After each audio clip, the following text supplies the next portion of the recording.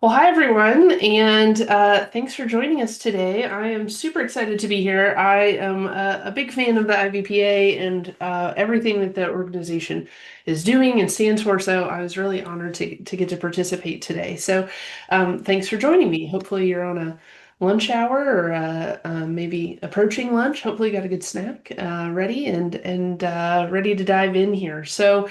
As Pam said, my name is Caitlin DeWilde. I'm a veterinarian in the St. Louis area. I am a graduate of the University of Illinois, and I was a practicing veterinarian, medical director, all of the things for the first decade or so of my career, and then I stepped back to really lean into something I'm super passionate about, which is marketing, which is a nerdy, very weird tangential direction for my career, but I'm really passionate about it, specifically in how it can help veterinarians better connect to their clients and pets. So I own a company called the Social DVM, and we work only with independent veterinary practices to help them either train someone on their team to understand all the marketing things or to help them with it on their own. But what I want to talk about today is how do we outmarket these guys? Because what we've found is that, a lot of these bigger groups are coming in, and even if their clinics aren't the same caliber of clinics that we might have, they have full marketing teams and big advertising budgets. So sometimes it's hard to know like what to focus on and what are some of the ways that the little guy can win. So I'm a fan of the little guy, so I'm hoping today we can go through some ideas and some things you may or may not be trying in your own practice. I'm going to look over here on occasion on my other screen for questions in the chat, and I know Pam's on it too. So I'm super informal. So if you have questions, I would love to try to help and answer them. So let's dive in. First things first. So I already told you a little bit about myself, but I always like showing, real pictures of, things that we've really experienced in life. And this is the clinic that I grew up working in. This is Northside Veterinary Clinic in Taylorville, Illinois, tiny little town. And from the time I was 15, I worked in this practice, started out cleaning kennels. As many of us did, and had a really, really wonderful mentor and owner of that practice who's still my mentor today. And the point of this was I felt, and I still feel today. I have worked in many multi-million-dollar hospitals and had all the fancy bells and whistles and beautiful, beautiful facilities and all the things. And I still think our practice here was the little guy here was probably still the best one I've ever been at. So this is me, 400 years ago as a veterinarian from the 1900s with one of my first patients. And the picture on the right is just a goofy picture of my best friend who, Dr. Nicole Mattis, who owns a practice here in St. Louis, where I work at now, also independently owned after both of us have had some challenges of having practices that went on the corporate side that we were hoping to participate in. So it was really a big high five moment that she was able to actually open her own. So I say this because I want you to know that I'm really coming from the position of I really do believe that independent practices are the best, and I want to see us all succeed. So hopefully that gives you a little bit of goofy background. All right. So one of the biggest things that I talk about with anyone who's interested in marketing in general, or certainly in competing, is thinking about how we can stay ahead of the curve. And that sometimes it feels like we're already behind it. And I've certainly been in those shoes as a practicing veterinarian, having an ownership stake and even having my own marketing business. Sometimes it's just, especially when it comes to social media, it seems like it's just impossible to stay ahead of everything. It seems like it's hard to compete with people who have bigger budgets and deeper pockets and more people and more experts on their team. But staying ahead of the curve is something that I think, if you think about it, not on a national industry-wide scale, I think really helps. Because realistically, we're competing for often a very small overall percentage of business. And we are often competing in a very hyper local market. So some of the things I'll talk about today may not apply to you based on your part of the country. Some of them may definitely apply. Some of them may be totally geared on social media, and social media isn't a driver for you. Some of them may be related to SEO and website traffic, and that might be a huge driver for you. I encourage you, as you're thinking about this race, so to speak, to really focus on not the we can't win, they're everywhere, they're taking over the world. Think about, okay, who are the targets in your community? What are you really competing for? What is your actionable goal in your hyper local area and with the channels that you have and know work for you? Because at the end of the day, we all have the DVMs except for the Penn graduates, sorry. And we all have the same drugs, we all have the same reps, we all have the same things. The things that make us different are our people and our communities. And so I really think it's important to kind of adopt that mindset when we're starting out to think about, okay, it is possible to stay ahead a little bit if we're thinking about it on a smaller scale than the global one. The first thing I want you to think about when you are thinking about how to market your practice against the big guys, against the competition. And like I just said, we all have many similar things, but we're all very different. And I am a big believer in you cannot be everything to everybody.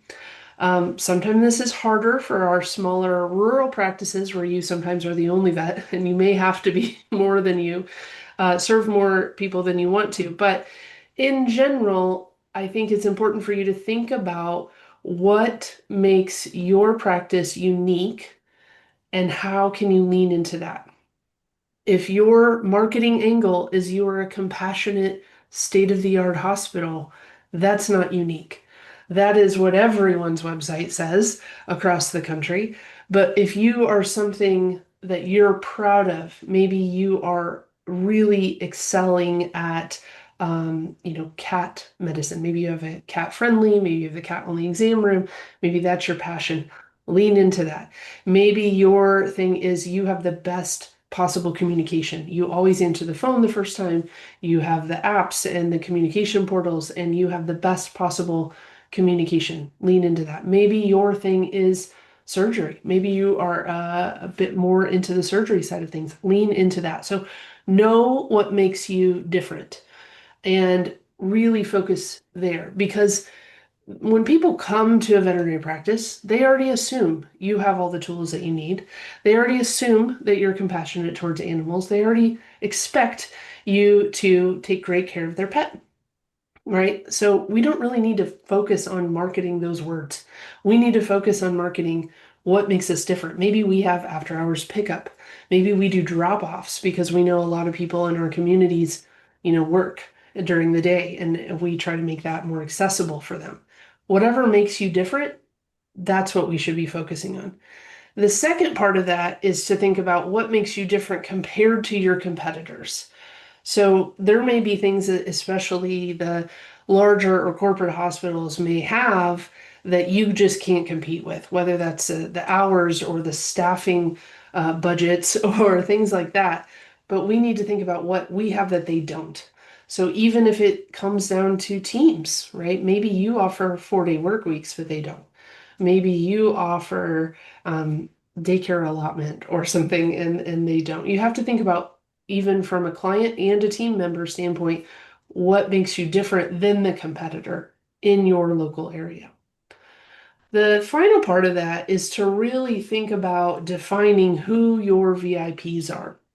So, when we think about the people that come in our practice that we're excited to see about, show of hands, maybe in the chat or with an emoji, but how many of you look at your appointment book every day and that you look at it in the morning, and even if it's an appointment that's 4 o'clock in the day, if it's from a client you're not thrilled about, it can really make or break your day, right? To see who is on that appointment book. What if our appointment books were filled with all the people that we loved to see because they were our very important clients? How do we get more of them? And I really want to focus our efforts on how do we not only outmarket, but how do we make sure that our appointment books are filled with the people that do value our practice and are loyal to us. And that means we have to know who those VIPs are. And a lot of times I find that practices don't actually know. They don't think about that. So I have an exercise I would recommend for you to help you define your VIPs. My first thing that I recommend doing is we always start with the Christmas card list. If you are a vet from the 1900s, you may be familiar with this, but the Christmas card list is the report that you run in your PIMS that's like your top 100 clients. And usually it's top 100 by revenue, but I think we all know those are not always the top 100 clients, right? So start with that top 100 and then start crossing off the people that don't bring you joy. Okay. And this is usually best done as like a staff exercise. Okay. So when I print out that top 100, first of all, anybody who is not compliant, so if they haven't kept their pets up to date on our general annual recommendations, they get off the list. If they are not really wonderful to work with. If they've caused problems, if they're difficult, they don't show up on time, they don't make the cut. Okay, so cross them off. And again, let your staff participate in this. Your list will whittle quickly, but don't worry. So you'll probably get it down to 30 or 40, honestly. But then what I do is add the people that we love to see. And often, this isn't always true, but it has been in my experience many times. Some of our favorite clients are not the ones that spend the most money, that they are just the kindest people that are nice to our staff, care about us as humans, do the best that they can with what they have. I have a client in mind that is a little old lady. I still see her. I've seen her for 18 years. She will only see me. I schedule my like 2-day shifts a month, making sure that I can, have an appointment with Mrs. Purcell if she needs me. But she's on a very fixed income, loves this cat more than anything, and I'm just so kind to everyone in our team and just wants to do everything she can despite not having any money. Um, so she does the best that she can, and she often makes it happen for what this kitty needs, which is great. Those are the clients that everybody on my team is super happy to see on the books. Now, obviously, I like the ones that can do all the things and bring us more revenue too. So while you're adding some of these people, I would also encourage you to look at, okay, who are the people that not only bring in revenue, but are vocal ambassadors of your practice? Who are the people who have left you a 5-star Google review unsolicited? I make a list of that. As soon as someone leaves our practice a review, that gets a note in their chart so that we know this is a VIP. But the people who are already advocating for you because they want to see you succeed, those go on the list. So by the time you go through this exercise, and again, let your staff do this too. Who are the people that are just your favorite clients that you would do anything for? Those are your VIPs. And those are the people that we need to clone. We need more of them, right? And how we can do that is starting to ask them, what is important to you? What channels do you want us to market on? What services do you need to see? What things can we educate you on? Because when we serve them the best, they are likely to continue to advocate for us, continue to bring us new clients that are more and more like them. So I really think when we are figuring out what is our unique value proposition, what is it that we do best, sometimes we might have to ask people, what do you guys think we do the best? Why do you love us so much? Sometimes we have to actually ask those questions, and that's okay. Hopefully you already know. But if you don't, ask those VIPs. And if you're thinking about marketing in general, how to replicate those people is to find out what matters to your VIPs and focus on that. Okay. All right, we're going to dive into social media. I know some of you may groan, some of you may love it, and that's okay. However, it works for you. I think that social media is a valuable tool. Obviously, I have a company called the Social DVM, but honestly, it is not the bread and butter of the marketing. So I want everyone to know that before we dive in, I do think social is important, but I don't think it's essential for everyone. So, my favorite saying my team will tell you is just because you can does not mean you should. So, know that as we start talking about it. But I do feel like social media can be a very powerful driver of bonding to our clients and of reaching new clients. Now, I think that is only done if we are doing something that highlights what makes us unique. If you're just sharing things from AVMA, or it's National Black Dog Day, or this is Obesity Awareness Day, those things are helpful and educational, of course. They are not going to inspire someone to come in or to decide to visit your practice for the first time. So if you are doing social media, you have got to show your people. All of the corporates in the world may have the hugest advertising budget. If they can't get their people on their screen, that social media will go nowhere. So be willing to put yourselves and your entire team out there. This does not need to be just veterinarians. It can be veterinarians, technicians, the front desk, anyone on the team. Photos Is with Anne available, please? photos and videos Yes. um, are Okay. going to be essential for connecting with your clients. So making sure that you're getting those types of content out there are going to be super helpful. I know nobody loves being on camera, but that needs to happen. Video is going to be even more impactful than photos. So when you think about it in a tiered approach, video, then images like photos, then infographics, then shared content. So even a few seconds of video will outperform any photo on social media. It doesn't matter what channel. So photos of a veterinarian or technician caring for a pet, examining a pet. It doesn't even have to be like a staged, like here I am with the dog. It can be a candid of you actually doing your exam. Be willing to be on camera. I think that's the key takeaway here. As far as the platforms, every practice, in my opinion, should be on Facebook and Instagram in order to get the broadest demographic swath, okay, of age groups. The other reason for being on Facebook and Instagram is they are owned by the same parent company, Meta, which means you can post one place and it will go to both channels. So there's really no reason not to, in terms of a practicality and an actual getting it done cost. There's very minimal difference there. A lot of people ask, should I be on the other platforms? Should I be on Twitter? Should I be on TikTok? Is kind of a weekly question we're getting. And usually that's spurned by someone on the team who wants to do some TikTok videos. If your veterinarians and technicians are not willing to be on video, then no, you have no reason to do things like TikTok. But go back to those VIPs. Think about those clients that you love and you want more of them, people like them. Ask them, what channels are they on? And if they say, I am only on, Pinterest, go for that one. If they are only on Instagram, go for that one. But that way you're not wasting time and resources putting out content on a bunch of different platforms. I am very much a quality over quantity approach there. Pick, the one to two, Facebook and Instagram. And see how that goes.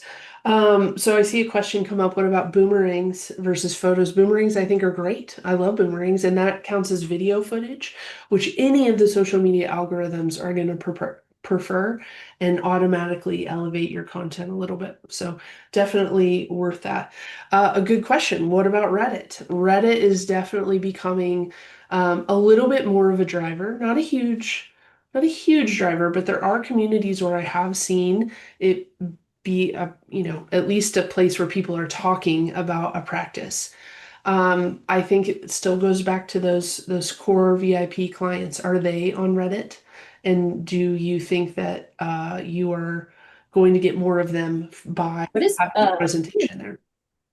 Um, the other thing to think about is, It's for humans. are you actually tracking this? So if you are thinking about adding Reddit or another channel, then the first thing you need to do is have a quantifiable how did you hear about us? Question on your new client registration form is the easiest place to do it.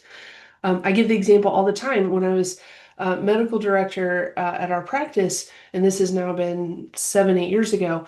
But I noticed I kept track, and when I first started working at that practice, the new client registration form said, "How did you hear about us?" Line, right? And so everyone wrote Google or online, which is unhelpful because I didn't know how online. Did they find us from Facebook? Did they find us from Google? Did they find us in the neighborhood group? What was the exact platform? So first action is to give them actual choices. So Google, Facebook, Instagram, Yelp, Nextdoor, Reddit, whatever your particular options are, giving them that and checking that data. But what we started doing was adding other, and that's how I heard about Nextdoor. And I had probably 6 or 7 come in, and they had written Nextdoor, and I thought, what is Nextdoor? I was not even really at the time familiar with it. Nextdoor, for that new practice I was showing you, is actually our primary driver under word of mouth traffic. So in our community, Nextdoor is huge. In other communities, it doesn't exist. So it just sort of depends. But I think the first thing is, are you tracking it? And have you asked your existing clientele if it's been helpful? So I do think kind of along those same lines, we have to think about your online reputation outside of social media. So online reputation is not just your Google reviews. It's how you appear in a variety of platforms. So I would encourage you all right now, if you are an iPhone user, to pull up Apple Maps and to map to your practice. If you are an iPhone user and you're using Apple Maps, a lot of us focus solely so much on Google reviews. And what we don't think about is Google and Apple are two tech giants, and they don't talk to each other. They don't like each other. So Apple pulls Yelp reviews, or now their new Apple Business Connect reviews first. So sometimes even ahead of your address and your phone numbers, you'll see your Yelp reviews and photos from Yelp. So even though you may hate Yelp and you don't want to deal with it and you don't want to have an account, you have to, because otherwise you have no control over the conversation and of how you appear online. And so, online reputation from the Google standpoint, if you're on this call today, you've probably got this figured out. Most of us know the power of online reviews, know about Google reviews. Probably doing great, probably have some sort of post-visit survey going out, building those Google reviews. Definitely keep doing that. That's great. Don't ignore the other platforms and acknowledge that those sometimes also take a little bit of work. So Yelp takes work, and it means having a platform, actually putting good content out there, not posting all the time or anything like that. I mean, setting it up with the correct information, responding to reviews, adding good photos, but on occasion trying to get more Yelp reviews. Because if I'm asking, I don't want to do it right now with my phone and my Mac here, but if I ask Siri to tell me what's the best vet clinic near me, if I'm a Mac user or an Apple user, it's going to pull information from sources that are non-Google. So I need to make sure that we have a kind of a diversified presence. I mentioned Nextdoor already. Nextdoor for many communities is a big driver, and I really love it because you can basically only get positive reviews in Nextdoor. People might talk about you in not the most flattering light on occasion, and hopefully that doesn't happen, but they can't give you a bad review. They can really only give you good reviews, which is kind of nice. But it is a hyper local community of people who are largely homeowners, which means they're invested in the community. They're here to stay, probably have a pet. So to me, Nextdoor is a huge opportunity. So same thing. They all require the same information, same photos, same contact, all this stuff. It takes you 45 minutes to set up Google, Nextdoor, Yelp, even Apple Business if you have to. But it's easy to do, but it does require you to try to build those reputations. So know that it takes a little bit of work there, and it's well worth the effort. So I'd love to know in the comments if any of you are finding success with things like Nextdoor or non-Google things. The action items here I would encourage you to do are, if you are a practice that is actively building an online reputation, I would rotate. So quarterly, I change out what that link goes to. If I send a post-visit survey or if I ask for a review, I don't always send them to Google. I will sometimes send them to Nextdoor. Next quarter, I'll send them to Yelp. Next quarter, I'll send them to Facebook reviews. Next quarter, I'll send them back to Google. That way, we're trying to kind of fill the eggs in the different baskets, so to speak. If you are a veterinarian, you're probably in, or a manager, you're probably in a Facebook group of colleagues, and you're probably every day see somebody say, I don't know how to respond to this terrible review we got. Terrible reviews cannot be avoided. They are going to come. Sometimes they're going to be awful because you deserve them. Sometimes they're going to be awful because they're for a clinic that is not you, or from a total bot, or from something, it's totally crazy. They're not anybody's favorite thing to do. But if we spent the same amount of effort in trying to cultivate those good reviews as we do worrying about the bad ones that are not probably somebody we ever want back in our practice, if they were ever a client to begin with, then we would be in much better shape. So spending the effort and the time, and if you need to, a service to do a post-visit survey and drive those reviews is really important. So I would encourage you to do that as well. Okay, what about on the back end of things? So we've talked about social media, we've talked about online reputation. Let's talk about from a behind the scenes kind of website and Google ranking situation. So SEO is your search engine optimization. That basically means the code, the words, the effort that's going in to affect how you rank when someone Googles you or searches on any online tool. Google Ads are another avenue that might help you rank higher despite not having a great SEO. So you may spend no money on Google Ads. That's totally doable, but you've got to have a really strong SEO presence. And now you need to have usually for a length of time. So for a small clinic or a new clinic, this can be hard to kind of come in out of nowhere and all of a sudden rank higher than a practice that's been established for 20 years. If you're consistently, it's kind of like the stock market. If you're consistently doing a good job of putting out new SEO, someone is updating your website more than once a year, you're probably in pretty good shape without significant budget, unless your competitors are spending money against you. And so one of the biggest things that I want people to understand is you may have the best SEO in the world. You may have the best website. You might have done such a great job setting that up. If someone else is spending money against your name or in Google Ads for your community, then you're going to have to do so too. And unfortunately, most of the corporates are doing this now. So one of the things that I encourage you to do is to Google your practice and then see where you rank. And then I would go, if you're using Google Chrome or Safari, you can open up a private mode or an incognito search.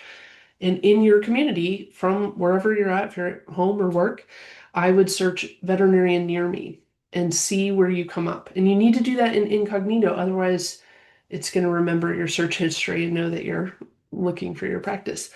But if you see other practices and it says sponsored above them, that means they're spending ads. So that's an easy way to find out very quickly if your competitors are doing this and help you make the decision, is this worth the investment to do? If you don't have anybody running ads, cool. You may not need to run anything. You may not need to spend any money, but you do need to be continually thinking about checking in on that maybe quarterly. And you need to be thinking about, how can I improve my search engine optimization? My recommendation for doing that is if you're working with a website provider, I would ask them, what are you doing for my SEO? What is our reports? How are we adjusting this to improve over time? All website providers should be able to do that. If you are working with a Google ad specialist, there are, just like we have, Fear Free and AHA and all the things they do too. So I would look for a Google certified partner, somebody that can help you with those ads and will do a good job for the amount of money that you invest. So just know that sometimes the outmarketing does come at a cost, but it's important that we keep our Google ranking strong. Okay. Yes, Dr. Rachel mentions, I've heard that turning off location and using incognito can help get more accurate SEO info. You're absolutely right. So, looking at that from a kind of hidden or incognito view is definitely helpful to not only see how you rank, but also see what information pulls. So I often do like a lot of different searches. I search for veterinarian near me, best vet in XYZ city, even looking at your name and seeing what comes up on the search results can be really helpful, especially from an incognito view, so you can know what a client would see when they do those things. Okay, my next recommendation is to think about multimodal marketing. So I'm a veterinarian at heart. I think about marketing like a disease. And I think about the fact that if you had a dog, a 8-year-old fat Labrador come in with arthritis, you are not just going to throw an NSAID at it and say you're fine, you're cured. You're going to talk about weight loss, of course, diet, exercise, physical therapy, maybe injections, maybe supplements, maybe a couple of different medications, maybe physical therapy. You're going to think about a lot of different things to treat that disease. The same is true for marketing. And what I find is a lot of people put all their eggs in the Facebook basket. And marketing does not mean Facebook. So even though I have a company called the Social DVM, I probably think Facebook is like my number 4 priority, honestly, when it comes to marketing.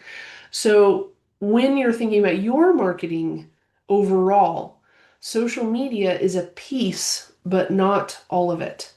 Um, my other, real fear and kind of to some degree hatred of social media on occasion comes from the fact that it is rented ground. We don't own it in any way. It could go away, it could be banned from the country, it could be bought by a crazy billionaire. These things have actually all happened in the last 2 years. So we don't know what might happen. And if we only put all those eggs in that basket, then we could be in big trouble. So I really would encourage you, again, not to do every type of marketing, but to think about diversifying a little bit. So if you're doing Facebook and Instagram, that's great. If you have an online reputation presence, that's probably, realistically top. Email is a form of marketing. Your reminders are a form of marketing that probably could use some improvement. You may have print marketing. You may do community sponsorships. There's lots of different avenues. It doesn't mean you have to do all of them, but it does mean that you should do more than just one and not put your eggs totally in the social media basket. My next tip is to really kind of along those same lines. I've really harped on already knowing, your VIPs and what they want, but we need to start asking our clients, what are your preferences? Many times when we're struggling to think about, okay, adopting all these new tools that are out there, right? Like, oh, I could text you, I could have an app, I could email you, I could social media, I could do all these things. Again, at the end of the day, we can't do all of it because we're doing all the things in practice, but we can help narrow our scope and narrow our efforts if we know what our clients need. The prime example I give of this is my most hated thing in the world is voicemail. I hate voicemail. If you ever call me and leave me a voicemail, I will probably never listen to it. But I hate leaving voicemail because inevitably what happens is I call a client to go over blood work results or something, and I leave a voicemail because they don't answer the phone. And then I move on to the next thing and I get ready to go in the next exam room. And then, oh, here they come. So the receptionist says, oh, they're on the phone now. Well, now I've moved on to something else. I'll have to call them back. I call them back, goes to voicemail again. It's a whole thing, right? But The thing that we don't often account for is what is best for that client might have saved us a ton of time. So the example that I give is my husband works here in St. Louis, just a few miles from our practice. There is a large armory. It's a government contracting, and no one can take their phones in. They all sit at computers and can answer email all day long, but they cannot even take their phones in. And there are 5,000 people that work on this campus that have this restriction, many of whom are our clients. Why would I waste my time trying to call them on the phone when if I had sent an email or a text, well, the text wouldn't have gone through. If I'd sent an email, I could have actually gotten in touch with them in an asynchronous manner, and I wouldn't have been wasting time. They wouldn't have been wasting time. They would have gotten a better experience because I would have gotten a hold of them sooner. So asking your clients, how do you want to hear from us, is really important. And if you're using a cloud-based system, almost all of them now have the functionality for you to actually ask and record that. Some of them even will say, oh, if it's about my dog's results, please text me. But if it's a reminder, send a postcard or do an email or whatever their personal preference is. Sometimes you can actually notate based on the type of communication. But I think it's really important that we start realizing our time is very valuable, our team's time is valuable, our client's team is valuable, and the experience is valuable. We can win on some of these things by just asking, how do you want us to get in touch with you? So making a note of that, I think is really important. Okay, I want to talk about email. I love email, as you may have already noticed, and I think email is an untapped market, especially for independent practices. If any of you are Chewy users, if you've ever shopped or bought anything from Chewy, I know that might be a dirty word, but Chewy sends an average of 1.4 emails per week. I'm not advocating we do that, but practices send an average of 1.4 emails per year. And we only generally email them when we're like, hey, you need to come in and spend money with us because your pet's overdue for something. So realistically, social media numbers are falling for a variety of reasons. And social media, even if the people are there, their attention spans are falling and decreasing over time. Email is a way that we can actually get into their inboxes on more than 1.4 times a year would be great. But I have found that in general, people are more likely to convert. So they're more likely to take action in email because they're not scrolling for the next dopamine hit.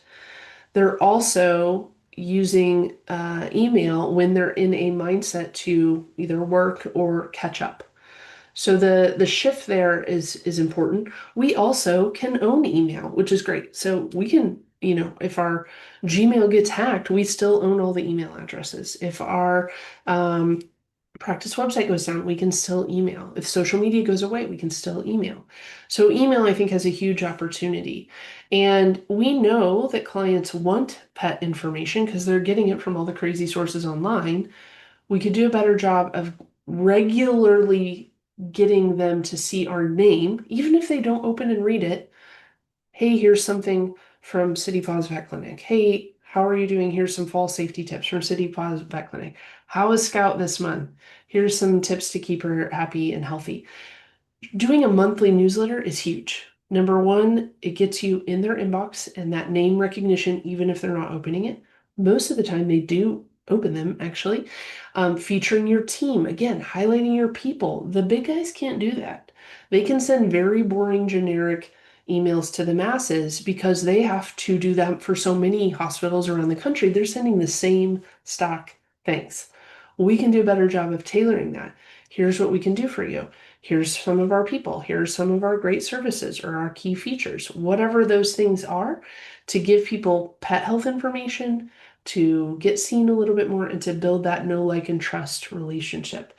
So I would really encourage you to email your clients. Now, I understand most of the platforms are a little bit leaving something to be desired, but we have to over time get better at this a little bit. Some practices use their PIM, some use a different mail service altogether, something like MailChimp or Constant Contact. But getting out in front of your clients with a personal approach is really, really impactful. And I would encourage you to do it, even if you could send 12 emails a year compared to Chewy's 1.4, that would be helpful. So the way that needs to work though is we have to actually ask our clients for their email, and we have to ensure that they're not giving us their spam one. Okay, next tip, let's compete on service and convenience, not on price. We're not going to beat these big guys that are getting these ridiculous pricing breaks and discounts, but we can do a heck of a lot better of a job in the service department and oftentimes on convenience because we have a little bit more flexibility. So, a few ideas here are to advertise again what you have that might make you different. So, for some practices, that's an after hours pickup. For some practices, that's telemedicine or nurse triage service.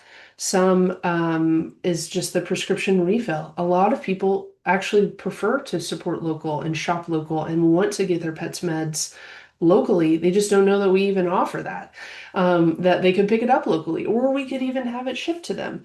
If you're using an app, I love this example from the Vet to Pet. They even will just take a picture of the of the medication without having them to even type it in.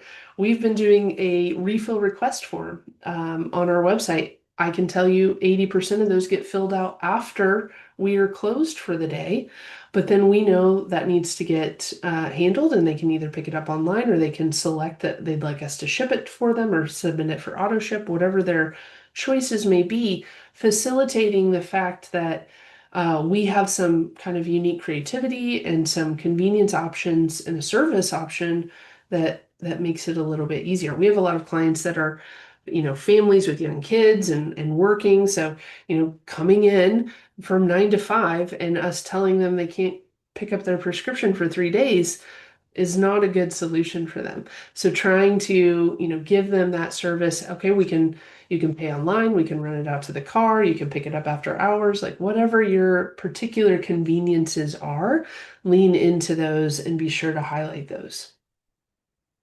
I know a lot of us might be worried or actually losing some of our team members to some of the corporate groups. And so, how do we actually use our marketing? Sometimes we don't need to book more appointments. Maybe our calendars are full, but we might need to switch and use our marketing efforts for employees.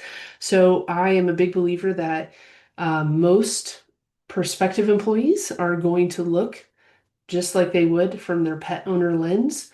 How does your practice appear online? How are you treating your clients? How are you treating your staff?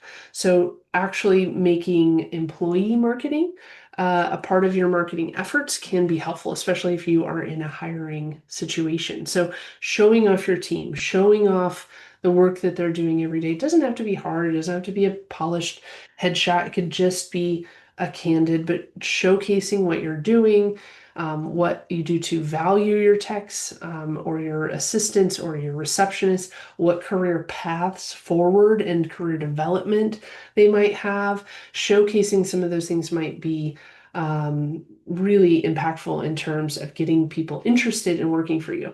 What I find a lot of practices do is they share the Indeed job link on social media, which if you are scrolling at 9 o'clock at night and happen across that, you're probably not going to stop and and leave Facebook or Instagram to go to that. But if you see a graphic that's like, here's the 5 things that we are about, or 3 great benefits, they might be willing to do that. Even showcasing some of your behind the scenes and candid shots so that in this example, they might be able to see, oh, they do have, great monitoring. They do have a dedicated person monitoring anesthesia and another technician assisting, like whatever your things and your team do, showcase that. Also considering having an employee application form on your website if you're just interested. I think it's probably in the days of yore to be asking for a formal resume. I don't need any of our technicians to be able to perform and write a great a great resume. And with AI, they're all going to do it the same kind of one anyway. What I would rather do is make getting in touch with us and expressing interest a more accessible option. So having something like always open, interest form on your website is another way again, to get out ahead of some of the staffing crises that our industry is facing. Another great way that our smaller practices can really shine is our community engagement. This is something that a lot of the big guys can't participate in or can't even get recognition for if they do. So if you're the practice that's having the Boy Scouts come in, if you're having doing a open house and you're having the, sewing up the teddy bear situation, if you're going to speak at your kid's school, these are the times to showcase what you're doing. If you're sponsoring the local Little League, whatever it is you're doing, that better believe it, better go on social media and should be something that you're really promoting that you're doing, because a lot of people do want to support businesses that are locally owned. They want to support people that are committed and contributing to their community. Think about the businesses that you support now in your own hometown. Of course, you want to see many of those succeed more than you care about the local McDonald's or Starbucks succeeding. You would rather see that, the local coffee shop or somebody who's donating their time to the schools is getting a little love and recognition. So if you're doing these kind of things, even if you're going out and taking part in community events that are relatable, that your clients might be taking part in. Like for us, it's the St. Louis has a big Mardi Gras and a big dog Mardi Gras event here every February, January, February. If you're going out in the community and participating, you should be showcasing that. Even just showcasing and sharing other events can be helpful. Sharing things that are your specific community is going to find interesting. That's going to make you much more relatable. And those are things that the big corporate guys that have a marketing team 7 states away are not going to know about. And so when you can really lean into that, hey, we do these things too, we have this in common, you're going to be able to really connect with more of your clientele. One of my favorite tools for this is Google Alerts. So if you go to google.com/alerts, you can set up for like St. Louis and dogs or whatever your city or community name is. Same thing if you've got local partnerships. You're working with groomers, you're working with trainers, you're working with the local coffee shop. Be sure to lean into that. Last but not least, I want to talk about how do we keep an eye on the competition. So I want you to know that if you go to anyone's Facebook page and you go to the About section, page transparency, you can actually see if they are running ads and who is responsible for them. So that's kind of a fun stalker-like tip. So that way if you've got somebody in your backyard that you're worried about, you can go see, are they spending money to target clients in my area? Same thing on Google Ads. Again, if you're seeing something that says sponsored, it is definitely a paid advertisement, but then you can even see, who is paying for those things so that you can kind of keep an eye on, is this a local clinic? Is this a bigger corporate, whatever the case may be. Creating ambassadors. So we've talked a lot about your VIPs, like making sure that your clients and your employees are out there, because we know they're having conversations like these.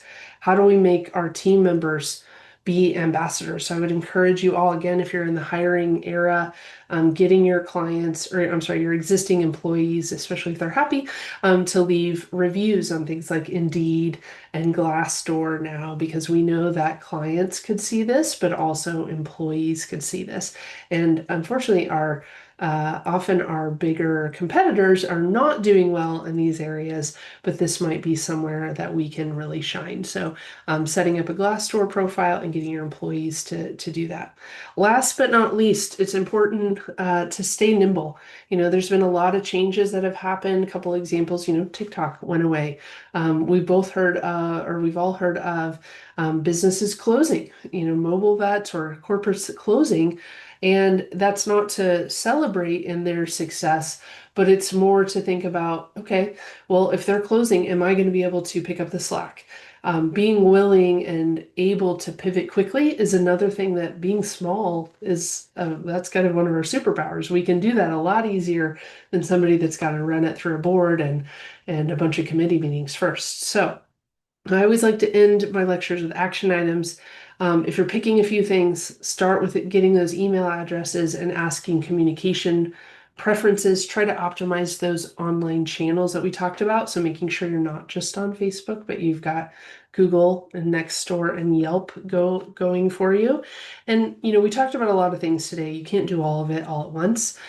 Pick one a month and try to do just a little bit better there. I have my contact information here. If you want to scan that for my newsletter, I send out lots of tutorials and tips. I can also send you a copy of the notes if you'd like. But I think that's all I have for you.